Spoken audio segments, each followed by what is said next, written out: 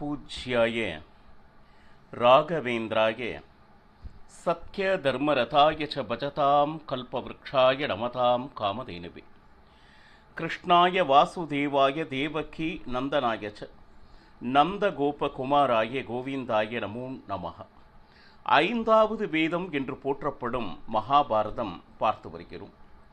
15வது நாள் போரினிலே திருஷ்டத்யும்னனால் துரோணாச்சாரியார் கொல்லப்பட்ட செய்தியை அறிந்த அஸ்வத்தாமன் அநியாயமாக அதர்ம மார்க்கத்தில் தன்னுடைய தந்தையை கொன்றதாக எண்ணி அவரிடம் இருந்த நாராயண அஸ்திரத்தை பிரயோகித்தார். கௌரவர்கள் அத்தனை பேருக்கும் சந்தோஷம். ஏன்னா இந்த நாராயண அஸ்திரத்தை எதிர்ப்பவர்கள் அப்படின்னு சொல்லிட்டு யாருமே இல்லை. நிச்சயமாக பாண்டவர்கள் அனைவரும் அழிவர் என்கின்ற ஒரு குதூகலத்தில் கௌரவர்கள் இருந்தனர். இந்த நேரத்தில் அந்த நாராயண அஸ்திரம் எப்படி விடப்பட்டதோ பலவிதமான பானங்கள் வந்து பாண்டவர் சைன்யத்தை தைத்து கொண்டிருந்தன. அது மட்டுமா அப்படின்னா வானிலிருந்து நெருப்பு உருண்டைகள் விழுந்து கொண்டு இருந்தது. இப்போ ஆனால் பாண்டவர்கள் பார்த்தோம்னா அவர்களுடைய சேனைகள் யாவரும் கொஞ்சம் கூட பயப்படாது அதனை எதிர்த்து நின்று கொண்டிருந்தனர். ஆனால் தர்மராஜன் பயந்தார். இன்று கண்டிப்பாக பாண்டவர்கள் அனைவரும் இந்த நாராயண அஸ்திரத்தினால் கண்டிப்பாக இறக்கத்தான் போகிறார்கள் என்கின்ற அளவுக்கு தர்மராஜன் சிந்தித்தான். பாருங்க, அர்ஜுனன் வேறு வழி இல்லாமல் சும்மா உட்கார்ந்து, ஏன்னா அஸ்வத்தாமன் இப்ப வரப்போறா, அந்த நாராயண அஸ்திரத்தை பிரயோகப்படுத்த போகிறான், நிச்சயமாக நம் அழிவு என்பது உறுதி என்று பேசியவன் அர்ஜுனன் அல்லவா? பாருங்க, உடனே இது அத்தனையும் பார்த்து கொண்டிருந்த பகவான் கிருஷ்ணன், தயவு செய்து எல்லாரும் ரதத்தை விட்டு கீழே இறங்குங்கள் அப்படின்னு பகவான் கிருஷ்ணன் ஆணையிட்டான்.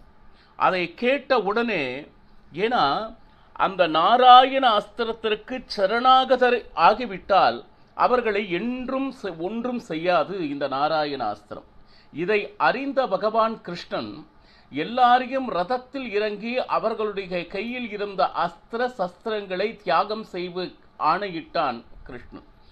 அத்தனை பேரும் இறங்கியாச்சு. ஆனா ஒரே ஒருவன் மட்டும் அந்த ரதத்தில் இருந்து இறங்கவில்லை. அவன் யாருன்னா பீமசேனன். கடைசி வரை நான் ரதத்தில் இறங்க மாட்டேன், வரட்டும் அந்த நாராயண அஸ்திரம் என்ன. ஏன்னா அந்த நாராயண அஸ்திரத்தினுடைய அபிமானி தேவதை யாருன்னா வாயுதேவர். அந்த வாயுதேவருடைய அவதாரமே பீமசேனன். அது மட்டுமல்ல, பாருங்க, இந்த நாராயண அஸ்திரத்தை யார் மேல் பிரயோகிக்கின்றனர் அப்படின்னு சொல்லிட்டு, ஏன்னா அதர்மிகள் தர்ம மார்க்கத்தில் இருப்பவர் மேல அந்த நாராயண அஸ்திரத்தை பிரயோகிக்கின்றனர். என்ன நடக்குது அப்படின்னு சொல்லிட்டு பார்க்கலாம் அப்படின்னு சொல்லிட்டு, அது எப்படி வந்தது அப்படின்னா, ஜுவாலை என நாராயண அஸ்திரம் வந்தது. பீமசேனனுடைய உடம்பெல்லாம் தீ பற்றியது போல இருந்ததை ஒழிய அந்த தீ பீமசேனனை ஒன்றும் செய்யவில்லை இன்னும் சொல்லப்போம். ஏன்னா எப்படியும் இந்த நாராயண அஸ்திரத்திற்கு பயந்து அவரவர்கள் ரதத்தை விட்டு எப்பொழுது இறங்குகிறார்களோ அப்பொழுதே பாண்டவர்கள் தோற்றார்கள் என்று தானே அர்த்தம். இதையத்தான் அஸ்வத்தாமன் எதிர்த்தான். ஆனால் அந்த நெருப்பு பீமசேனனை எதுவுமே செய்யவில்லை. இந்த நேரத்தில் அர்ஜுனன் வாருணாஸ்திரத்தை விட்டான். பாருங்க, எங்கு நோக்கினும் மழை அந்த நெருப்பு உருண்டைகளை ஒன்றும் இல்லாமல் ஆக்கியது. அது மட்டுமல்ல, பாருங்க, இந்த இடத்துல பகவான் கிருஷ்ணன் தானாக ஓடோடி வந்து பீமசேனனை தன் கைப்பட ரதத்தில் இருந்து கீழ் இழுத்தான் அப்படின்னு எழுது. அவனாக கடைசி வரை இந்த நாராயண அஸ்திரத்திற்காக இறங்கவில்லை. பகவான் கிருஷ்ணன் தானாக வந்து அவனை கீழே இறக்கினான். ஏன் பாருங்க, எப்பொழுது அந்த ரதத்தில் இருந்து பீமசேனனை கிருஷ்ணன் இறக்கினானோ அப்பொழுதே பிரம்மாஸ்திரம் சாந்தமானது. இந்த இடத்துல நிறைய யோசனை. பீமசேனன் ஏன் ரதத்தை விட்டு இறங்கவில்லை தானாக என்கின்ற ஒரு கேள்வி எல்லாருக்கும் வரணும். பீமசேனன் ஒரு தர்மத்தை வைத்திருக்கிறான் என்றால் அதற்கு பெயர் பாகவத தர்மம் அப்படின்னு சொல்லி. அந்த பாகவத தர்மத்தால் அனைத்து தேவர்களும் சந்தோஷப்படுவார்கள். ஆனா பகவான் கிருஷ்ணனும் ரதத்தில் இருந்து பீமசேனன் இறங்கக்கூடாது என்று தான் மனதனால் நினைத்தார். அவன் ஏன் அந்த ரதத்திலேயே இருந்தான் என்பதற்கு கிருஷ்ணன் எந்த விதமான ஆக்ஷேபனையும் செய்யவில்லை. இது எப்படின்னு கேட்டீங்கன்னா, பீமசேனன் மேல் இருக்கக்கூடிய ஒரு விதமான விசுவாசம். அதே போல பீமசேனனுக்கு எப்பொழுது பகவான் ஹரி நாராயணன் மேல் அவனுடைய பக்தி, எவ்வளவு விசுவாசம் அவன் வைத்திருக்கிறான் என்பதனுடைய பரீட்சை அது. பாருங்க, ஏன்னா எந்த காரணத்திலும் அவனுடைய பக்திக்கு பக்தர்கள் மேல் இந்த நாராயண அஸ்திரம் நிச்சயமாக எதுவும் செய்ய முடியாது. ஆனால் அதை விடுபவர்கள் சத்ருவாக இருந்தால், அது விடுவது நாராயண அஸ்திரமாக இருந்தாலும் அதற்கு நான் தலை வணங்க மாட்டேன். ஏன்னா அதார்மிகருக்கு தலை வணங்கும் செயல் என்பது மிகவும் இழிவான செயல். அது சத்திரிய தர்மத்திற்கு உகந்ததல்ல என்பது பாகவத தர்மம். அது மட்டுமில்லை, பாருங்க, சத்ரு விட்ட அந்த நாராயண அஸ்திரம் சரி, அதையே மனதினால் நமஸ்கரித்தான் பீமசேனன். காரணம், நாராயணனுக்கு என்னுடைய அபிலாஷைகள் வந்தனங்கள் என்றும் உண்டு. ஆனால் சத்திரிய தர்மத்தினால் அந்த அஸ்திரத்திற்கு பயந்து ரதத்தில் இருந்து கீழே இறங்குவது என்னுடைய பாகவத தர்மம் அல்ல. இது சத்திரிய தர்மத்தை கடைசி வரை போர் முடியில் நான் காப்பேன் என்று பீமசேனன் நின்றான். அது மட்டுமே பாருங்க, ஏன்னா அத்தனை பேரும் இறங்கினால் அந்த வெற்றி அஸ்வத்தாமனுக்கு ஆகிவிடும். எப்பொழுது பீமசேனன் தன்னுடைய ரதத்தில் இருந்து இறங்கவில்லையோ, பாருங்க, அத்தனை பேரும் ரதத்தில் பகவான் கிருஷ்ணனுடைய பேச்சை கேட்டு இறங்கிய பொழுது இவன் ஒருவன் மட்டும் நின்றான் என்றால், பாருங்க, இவனே ஞானி. கிருஷ்ணன்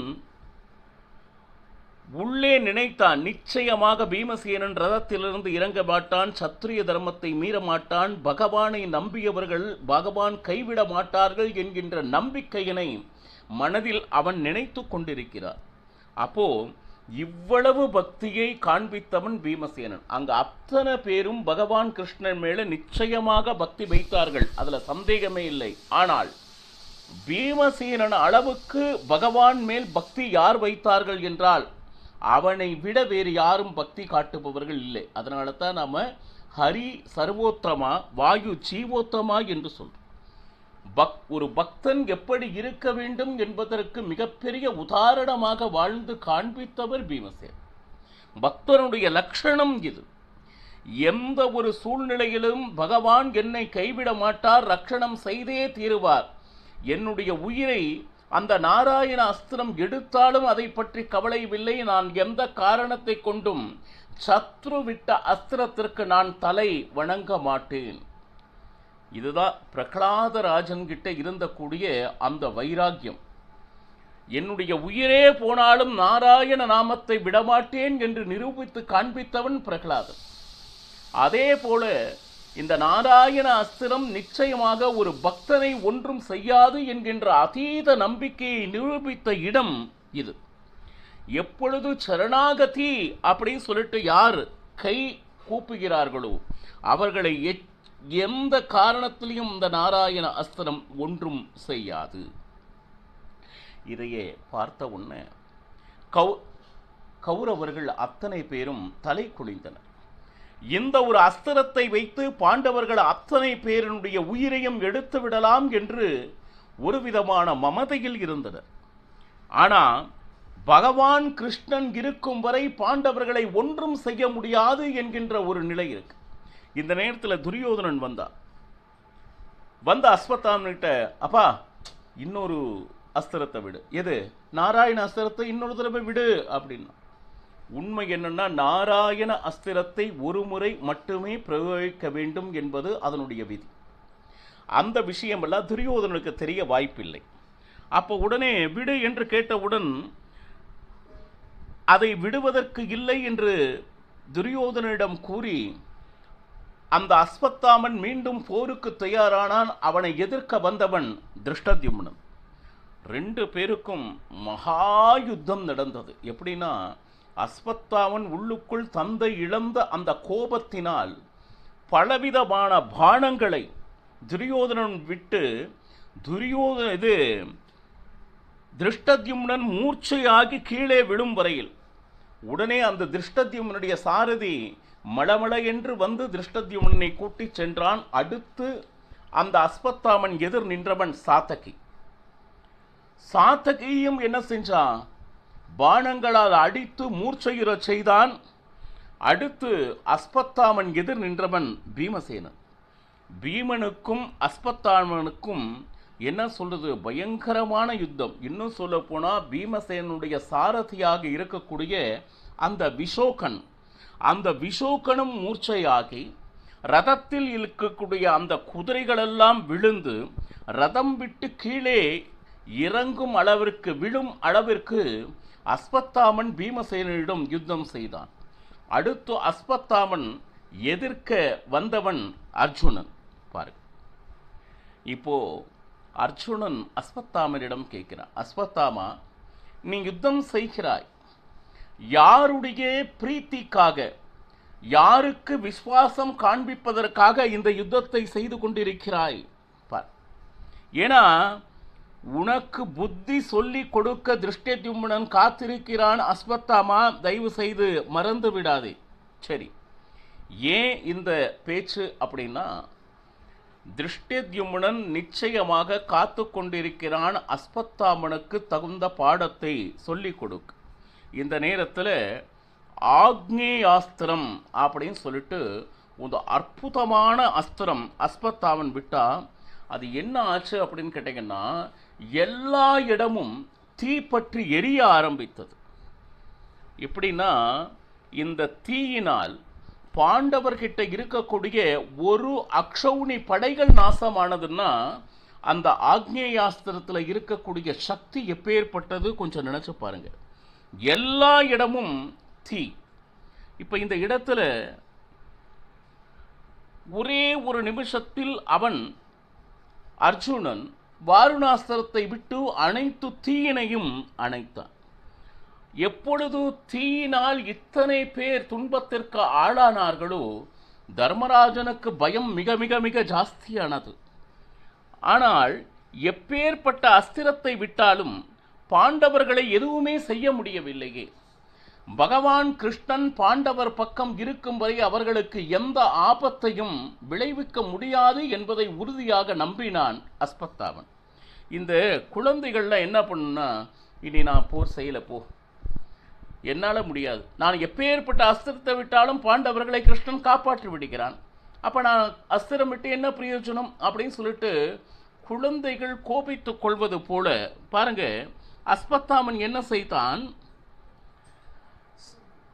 இன்னும் சொல்ல போனா பலவிதமான அஸ்திரத்தை பிரயோகிக்கும் பொழுது பகவான் கிருஷ்ணன் செய்த ஒரு ஆச்சரியமான விஷயம் என்னன்னா, அர்ஜுனுடைய ரத்தம் பகவான் கிருஷ்ணனோடு சேர்ந்து அந்த எல்லாம் தீயில் எரிந்து கொண்டு இருக்கும் பொழுது அந்த ரதத்தையே காணல.